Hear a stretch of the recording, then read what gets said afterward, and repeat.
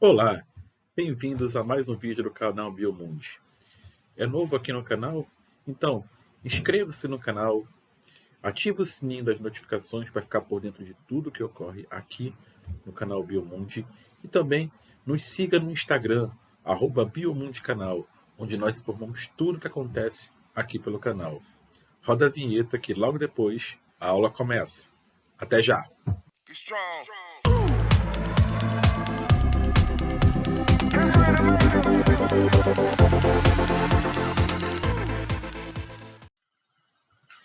Então agora nós vamos para o filo cordata.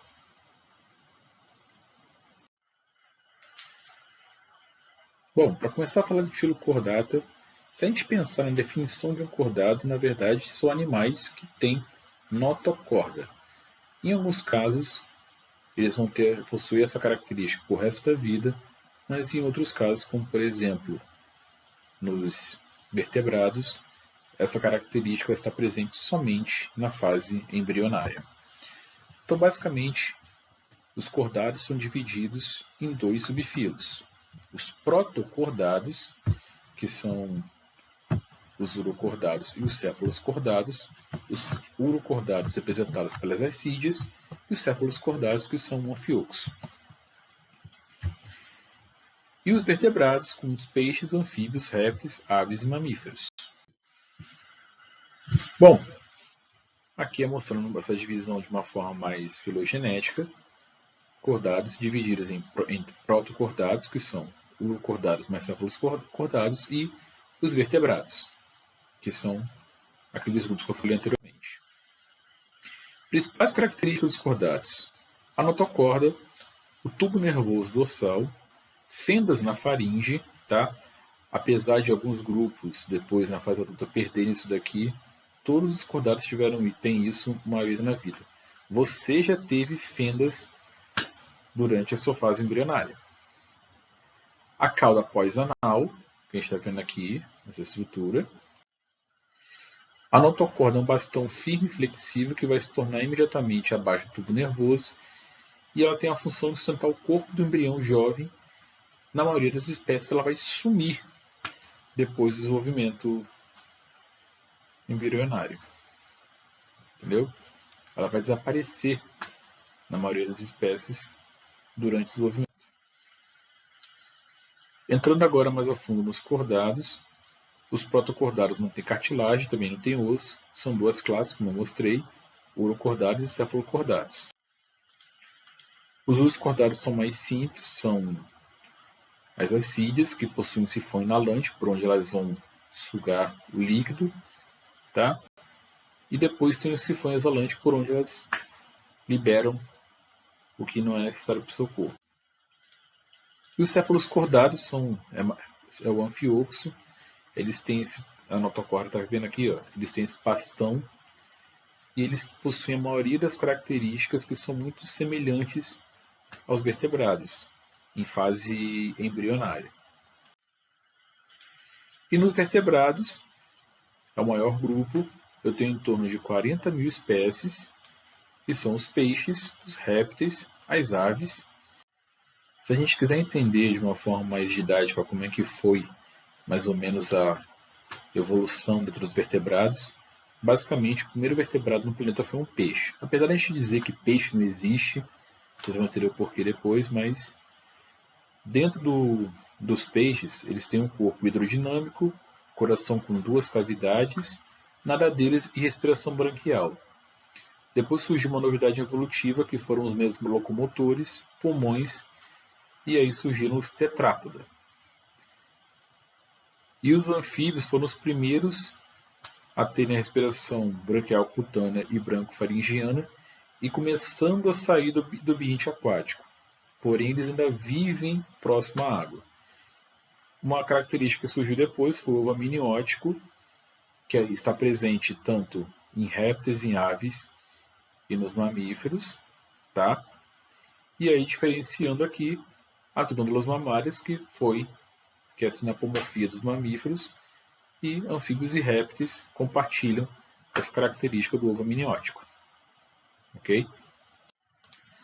Bom, vamos falar aqui um pouco rapidinho sobre peixes.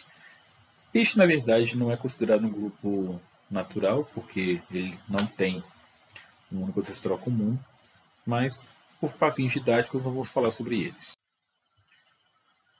Basicamente, vamos falar de dois grandes grupos, que são os peixes cartilaginosos, que são os tubarões. Esses peixes possuem cartilagem, mas mesmo assim ainda tem o desenvolvimento igual aos outros cordados. Eles têm características interessantíssimas, como as fendas faringianas.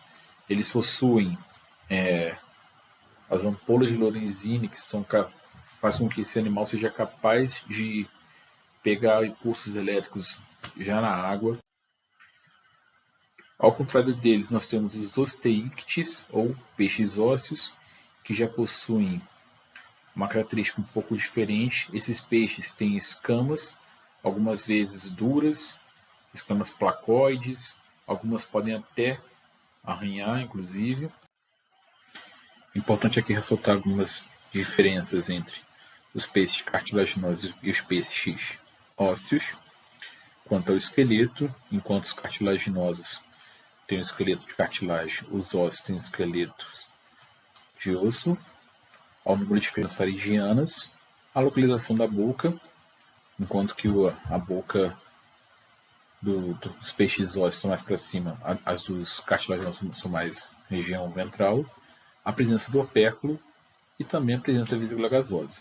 Importante também salientar, em relação à circulação, os peixes eles possuem uma circulação simples, com coração com apenas duas cavidades. E no coração vai circular apenas o sangue venoso. O coração deles tem apenas um átrio e um ventrículo, ok? É uma circulação simples.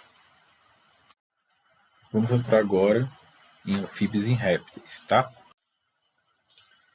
Nos anfíbios, a gente precisa entender que esses animais eles precisam viver perto da umidade. Por quê?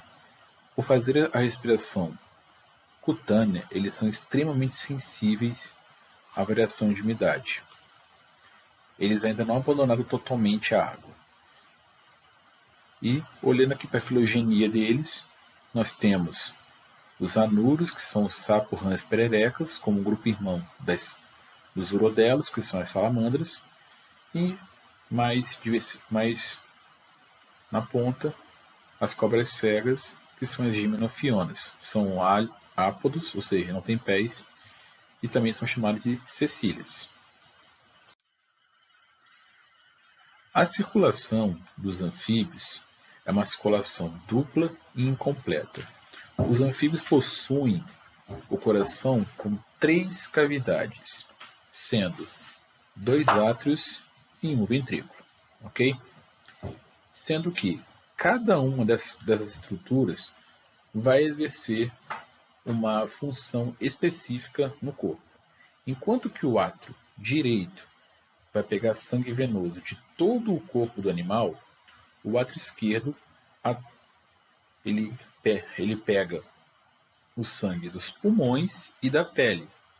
E o ventrículo vai pegar o sangue dos átrios, vai misturar esse sangue e vai redistribuir para todo o corpo.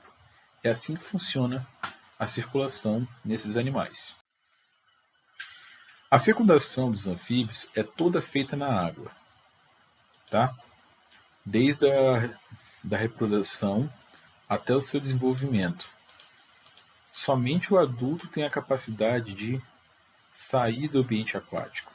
Então o macho fecunda a fêmea, vai formar um ovo, do ovo sai um girino, esse girino vai se desenvolvendo até formar o adulto. Nos répteis, a gente tem uma diferenciação muito interessante, que são os testudíneos, que são as tartarugas, os jabutis e os cágados, os lepidossauros, que são, na verdade, os escamados, que são os lagartos e as cobras, e os crocodilos, que são os jacarés e crocodilos. Esses animais eles já têm uma respiração traqueal e também possuem o brônquio, tá? o que faz com que ele tenha uma maior superfície interna com a troca gasosa. Já é uma característica interessante que surgiu nos répteis. A circulação nesses animais também é dupla e incompleta, porém é preciso ressaltar o seguinte: nos répteis não crocodilianos, nós vamos ter 2 átrios e um ventrículo, certo? Esses são os não crocodilianos. Porém, no meio eu vou ter um septo intravencular ou septo de Sabitzer, septo Sabatier, que vai fazer com que essa circulação seja incompleta. Existem literaturas que dizem que por causa disso esse animal tem 4 cavidades, tá? Mas isso é errado. O correto é 3 cavidades. Já nos répteis crocodilianos, eu tenho um coração já com 4 cavidades. Eu tenho 2 átrios e 2 ventrículos. Porém, aqui tem uma situação. Aqui eu tenho uma pequena abertura chamada de foramen de Panisa. E essa pequena abertura é o suficiente para permitir que o sangue arterial se misture com o venoso. A reprodução desses animais é fecundação interna e o desenvolvimento é dentro de um ovo. Aqui eu já tenho a presença do ovo amniótico. Uma característica muito interessante nas cobras venenosas é a presença da fosseta lureal. Essa característica, esse órgão permite que ela consiga perceber com muita exatidão aonde a presa está. Então ela consegue com isso dar um bote certeiro.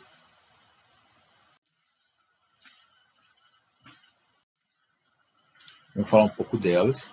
As aves, elas têm um corpo coberto por penas, possuem asas, já que tanto nas aves como também nós vamos ver nos mamíferos, nós temos a presença de uma circulação dupla e completa. Os ossos pneumáticos também estão presentes aqui.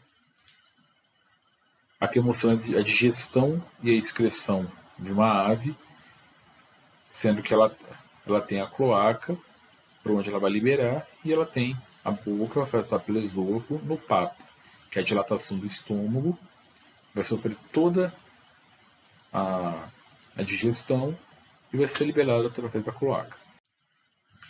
E nos mamíferos, assim como nas aves, eu também vou encontrar a presença de uma circulação que é dupla e completa. E como eu tenho essa circulação dupla e completa, o sangue arterial e venoso não vai se misturar. E aqui eu vou ter como características principais também as glândulas mamárias, o corpo coberto por pelos, presença de glândulas sebáceas e sudoríparas, músculo diafragma, a aorta voltada para o lado esquerdo do coração e principalmente também a placenta, apesar de existir alguns mamíferos que não têm placenta, mas a placenta é uma novidade evolutiva nesse grupo. Como eu falei, circulação dupla e completa, com 2 átrios e 2 ventrículos, isso impede que o sangue venoso se misture com o sangue ventricular. A reprodução, o exemplo que eu falei foi o surgimento da placenta, tá? Que é o que ocorre, por exemplo, com nós humanos. E aí, gostou da nossa aulinha de hoje? Se gostou, deixa o like. E também, ficou alguma dúvida? Quer pedir algum material, algum assunto específico para ser abordado aqui no canal? Então deixa aqui nos comentários que eu vou ler carinhosamente e vou tentar responder a sua pergunta ou gravar um vídeo sobre isso no próximo vídeo. Até a próxima. Tchau, tchau.